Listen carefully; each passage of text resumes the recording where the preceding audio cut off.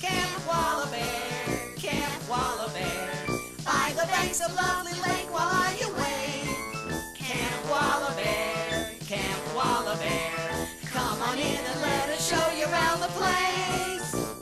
Even when it's raining, we got sunshine. At WALABEAR, we always have a fun time. Camp WALABEAR, Camp WALABEAR, come early and you'll never leave too late. Boy, am I hungry. Just how hungry are you? Real hungry. But there's one teeny tiny little problem about this big. I can't cook. We know. But I know someone who can, and I think I'll go rustle them up right now. I wonder who he's going to get. I don't know. Maybe he went to go find someone who can cook. Hey, look, it's Chef Pierre. Bonjour, bonjour. I am Chef Pierre, and this is my kitchen. Ha ha ha! I am a silly person without a brain in my head. Actually, this is the camp. And now, soon we're going to talk about food, all types of delicious and nutritious food. But first, why don't we go to the basement of the science building and check in with our resident eraser head, Info Bob. Bob? Thanks a lot. Info Bob here, coming to you almost live from the basement of the science building, where, as always, we have made another amazing discovery. Now, believe it or not, right here in the United States of America, we have dietary standards and guidelines which have been developed by scientists and nutritionists who are working in conjunction with the federal government. Ooh. Now, these dietary standards are commonly known as Recommended Dietary Allowances, or RDA for short. Now, an RDA is described as the amount of an essential nutrient that is considered to meet normal nutritional needs. But, and it's a big but, these needs are based on age, height, and weight. For example, the recommended daily allowance, or RDA, of vitamin C for kids between the ages of 7 and 10 is 45 milligrams a day. I'm Info Bob, coming to you almost live from the basement of the science building. Merci beaucoup, my friend Bob. Now, let us go all the way around the world to our friend Vladimir Vitamin. I do not believe you've made my acquaintance. I am Vladimir Vitamin, and naturally, my area of expertise involves vitamins. Now, we've all heard about vitamins, but do we know what they are? To begin with, a scientific definition, vitamins are carbon-containing substances that are required for normal metabolism. In people's terms, our bodies need vitamins to process other nutrients. But, and comrades, it's a big but, our bodies do not produce vitamins. Therefore, we must get them from other sources, such as food. Vitamin A can be found in vegetables, and milk is a rich source for vitamin D. Of course, no discussion of vitamins can be complete without the mention of vitamin C, an important vitamin that is of great importance to our blood vessels and cellular makeup. And where can you find this delightful vitamin? Of course, orange juice. That concludes our discussion. Farewell, and long live the food revolution!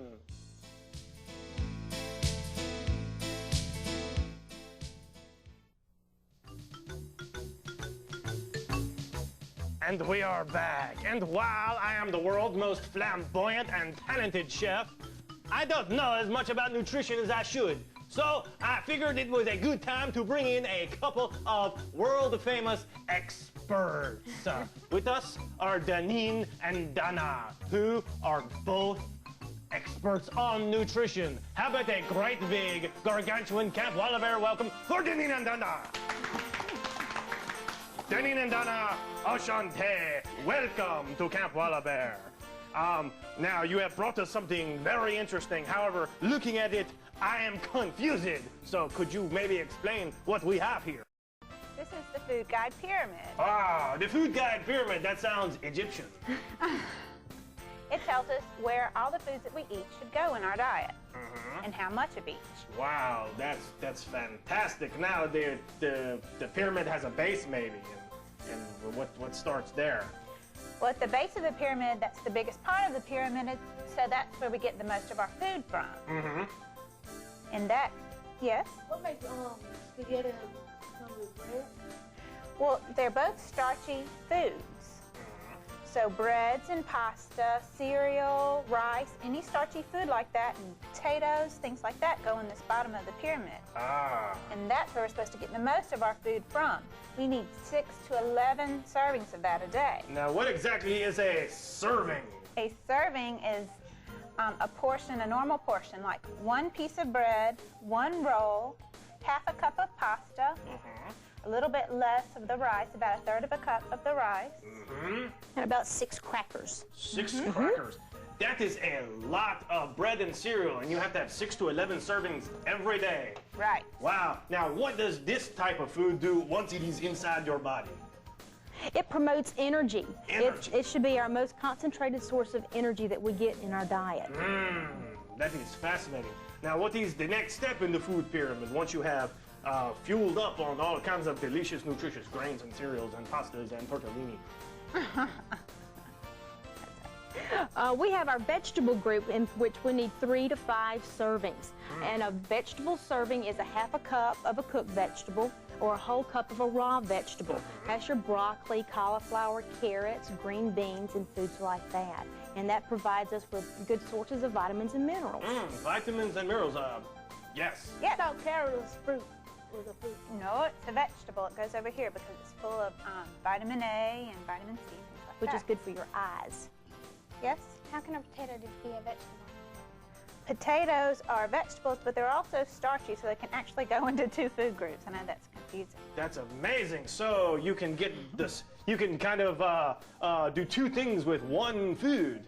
Kill 2 birds with 1 stone. That is amazing right Good there. question. Now with fruit, it says 2 to 4 servings. Fruits are very important for us to eat. They also have lots of vitamins and minerals in them. And you need 2 to 4 servings a day. And normally they're 1 piece of fruit, like 1 apple, 1 orange, 1 peach. And if it's canned fruit, it'd be like half a cup would be a serving. So an entire apple is a serving. So say you are particularly fond of apples, you would eat 2 to 4 apples a day? You could. Wow. It would be a little boring, though. Well, of course, you could maybe have an apple and then a pomegranate and a nectarine and get the That's same true. effect. That's correct? correct. Okay, that's fantastic. Now, what is the next step on the food guide pyramid? Well, we have your milk, yogurt, and cheese group, and you'd have 2 to 3 servings a day. And it provides good sources of protein and calcium for good, strong bones. Wow, and also, does milk maybe help your teeth so you have nice, shiny Sure. teeth? Just like with your bones, the calcium helps with your teeth and with your nails also. So 2 to 3 servings. So, And yes, go ahead. I'm sorry. And a cup of milk is a serving, an ounce of cheese, or a half a cup of yogurt. So, and I notice as we go up the pyramid, the serving sizes get smaller and smaller. Why is that? That's how we developed the food guide pyramid, to show you that this is where you get the most of your food from, and as you go up, you need to eat less and less of it. Okay, and then right next to the milk and the cheeses and the yogurt is, what is this, meat? Meat. Perhaps? This is the meat, poultry, and fish group. But there's also things, What does the egg have to do with meat? And what does the egg have to do with meat? It's also a very good source of protein. So that's why it's in this category. But you don't have to eat meat. You can do different things like dried peas and beans. You can use those instead. Things like the eggs and the poultry and the fish too. And a peanut butter sandwich is a good source Nuts. of protein. Yes, How are nuts? Why do nuts go with the meat group?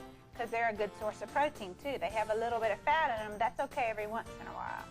But they give us the muscles, and they also help us grow and keep our hair shiny and growing, and our fingernails growing, and keep us healthy. Wow, and at the very top of the food pyramid, the very tippy-top point is Fats, fats. And it says sweets, and treats, and yes. oils. Yeah, and it says use sparingly. What? Because these others have a serving size, but this says use sparingly. So what does that mean?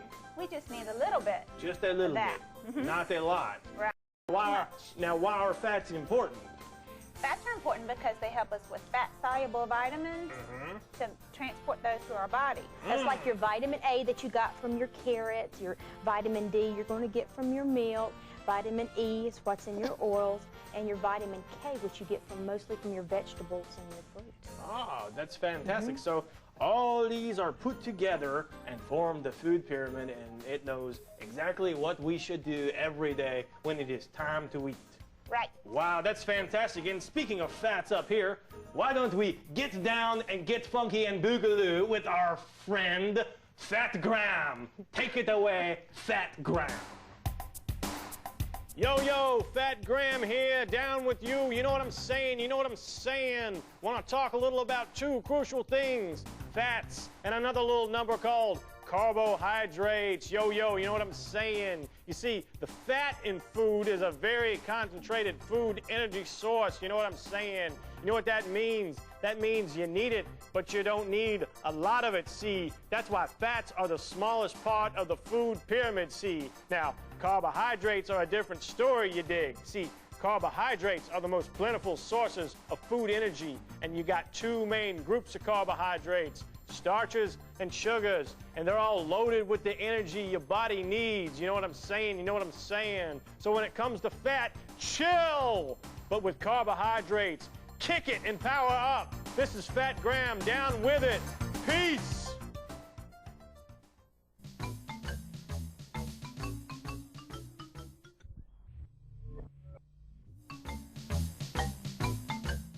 Top of the morning to you. The name's Seamus O'Broccoli. And as you've probably figured out by now, I'm a vegetable. And you want to know something? I like being a vegetable. Boy, I'll tell you why. You see, vegetables are good for you. And being a vegetable is like being a big natural bottle of vitamins. And the good news is that we taste a wee bit better than those bitter vitamin pills. Vegetables like broccoli, beans, peas, and carrots are loaded with vitamins A and vitamin C. And when it comes to minerals, you'll find a wagon load of minerals like calcium and iron. In fact, we're so important, the food pyramid recommends 3 to 5 servings of vegetables a day. And here's a news flash. Vegetables actually taste good, and they're good for you. So I guess we really know who's magically delicious. Well, it's time for us to part ways. So, may the wind be at your back, and may your pockets be full of asparagus. Thank you very much, my friend Seamus. Now, back to this side of the Atlantic Ocean. Let us go down to beautiful Miami Beach and visit our darling friend, Frida Fruitcake. Hello, darlings. Frida Fruitcake here, coming to you from beautiful Miami Beach, where the weather is gorgeous. But that's beside the point. Look at this. Now, is this beautiful? Of course it is. Did you ever think a piece of fruit could be so beautiful? Why? Keep your shirt on, darling, and I'll tell you why. You see, fruit is a very important part of a balanced diet. Citrus fruits, like this gorgeous orange, contain that oh-so-important vitamin, vitamin C. And what about other fruits? Well, let's see. Yellow fruits, such as this nectarine right here, contain a substance called carotene, which your body turns into vitamin A, which is no surprise, is good for you. And not to mention, all of this lovely fruit is sweet and delicious. Is it any surprise that the food pyramid recommends 2 to 4 servings of fruit every day? Now that's what I call a peachy idea. Oop, at a time. I'll send you a postcard. Bye-bye from beautiful Miami Beach, darlings. Mwah. Hello, I am Chef Pierre, and I have been invited to the kitchen of 2 world-famous chefs, such as myself. They are Regina Nelson and Montine Self, and we are here with happy campers Brinson and Anna. Now, as we have learned about the food pyramid, we are about to put those very, very, very important principles into practice. Now, Regina, what are we going to make here today? Today we're going to make an easy after-school pizza. Not to be confused with the easy after preschool pizza. Now. Okay, first of all, we need to make the sauce, because that's the base for the pizza in itself. Okay, excuse me. Anna, what is this? Measuring cup. Brinson, what is in this measuring cup? Tomato sauce. Okay, so to start it off, we need a cup of tomato sauce. Okay, a cup of tomato sauce in a mixing bowl.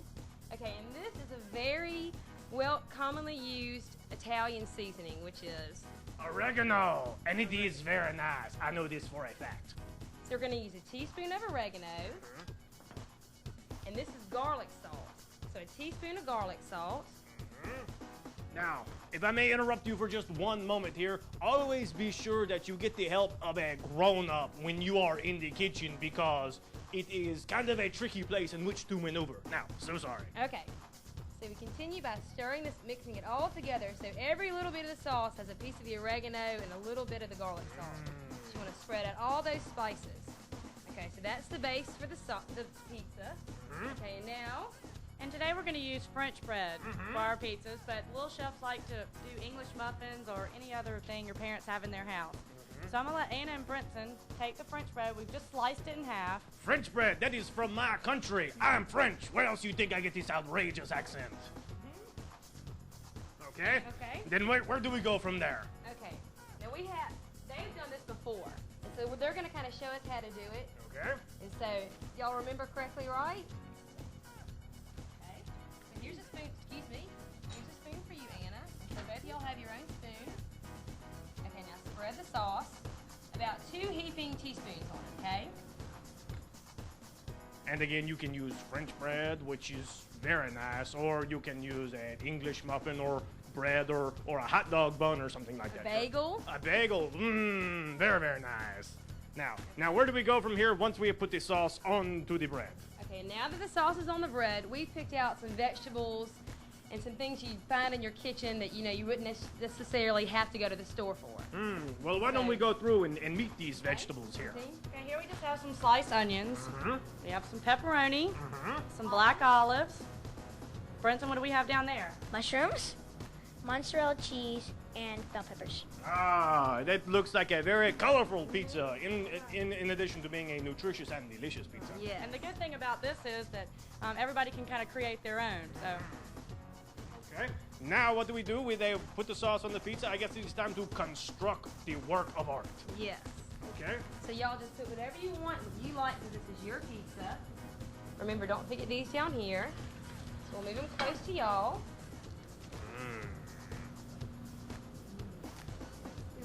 Good.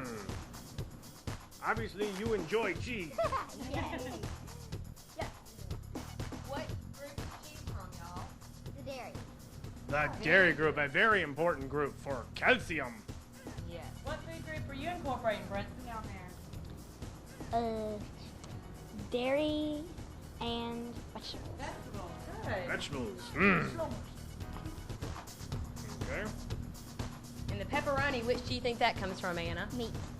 Meat. Anna's correct. These are some very, very, very wise happy campers. Perhaps one day they will become world famous chefs, such as myself and these two beautiful ladies right here. These pizzas are very, very beautiful. It looks like they have a lot of the food groups on them. Is that correct? Yeah, as a matter of fact, they have all the major food groups in them, and they taste great too. Now, when do we get to see the finished product? As a matter of fact, we have some in the oven right now. Well, let us look at them, shall we? Always remember, whenever you're dealing with the oven, make sure a grown-up is in charge. And to bake the pizzas, you're going to put your pizzas in the oven at 350 degrees for about 10 to 15 minutes, just until they're nice and golden and bubbly on top. Very delicious. Do you have a recipe for this pizza here? Yes, I do. Oh, look at that. Maybe if you write us a letter, we will send you this delicious recipe. So, what are you waiting for? Bon appetit. It's very nice. Yeah, by golly, welcome to Dairy Country. I'm Ali Oxen van der Mu, notable dairy farmer, here to discuss the importance of milk and dairy products in relation to a balanced diet. Milk and dairy products are towards the top of the food pyramid, and 2 or 3 servings are the recommended daily allowance. Now, what type of foods are in this group? That's a pretty easy one.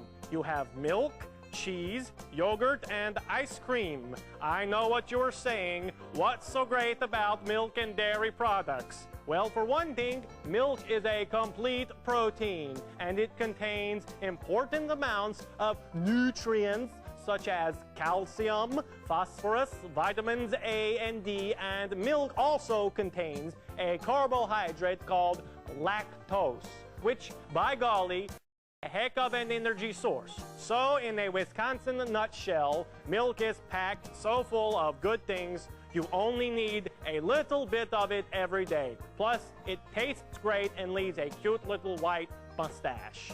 Yeah, by golly, bye for now from Dairy Country. Ah, that Alexander, he is truly a silly person, no? Ah, and if you thought that was silly, you ain't seen nothing yet. Just wait. Here comes Rocco the Beefsteak. Hey, yo, how's it going? Rocco the Beefsteak here with a few tips about food. You know, I'm no rocket scientist, but it doesn't take a genius to figure out that protein's a pretty important part of a balanced diet. You see, protein plays a part in every cellular function that goes on inside your body. Now, plants know how to make their own protein, but we're not plants. We're people, see? And so we get our protein from food like meat and poultry and fish and eggs and beans and stuff. Those foods are good sources of protein, but you gotta be careful, see, because sometimes they have a high fat content. So you need them, but you don't need a lot of them. That's why they're close to the top of the food pyramid, you know, because you only have to eat 2 or 3 servings a day to get the protein you need, so you can beef up without porking out. Yo, I'm out of here. Keep your dukes up. The news is Next.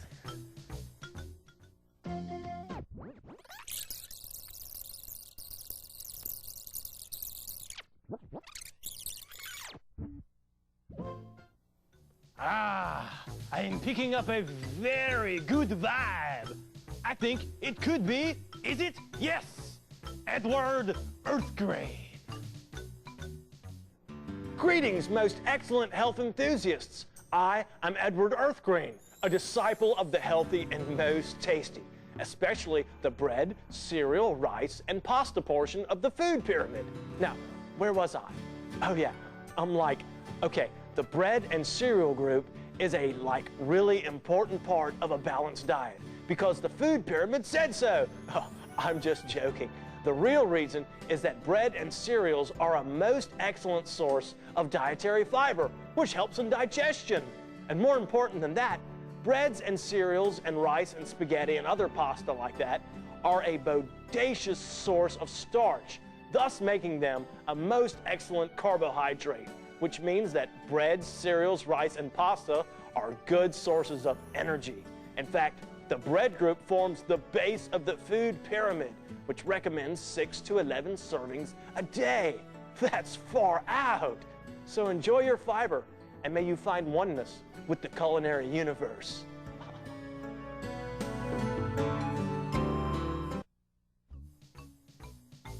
Well, that about wraps it up. I am really full after talking and learning about all of that delicious, nutritious food stuff. Now, we would like to thank our very special guests, Deneen and Donna, and our very, very special guest chefs, Regina and Montigna. Counselor Carl will be back next week because he is too busy right now enjoying a very well-balanced meal in my kitchen, which is beautiful, no? Don't forget to write us here at Camp WALABEAR, P.O. Box 1548, Mobile, Alabama 3633. And if we like what you write, maybe I will send you a delicious pastry. So, happy campers, until next time. See ya!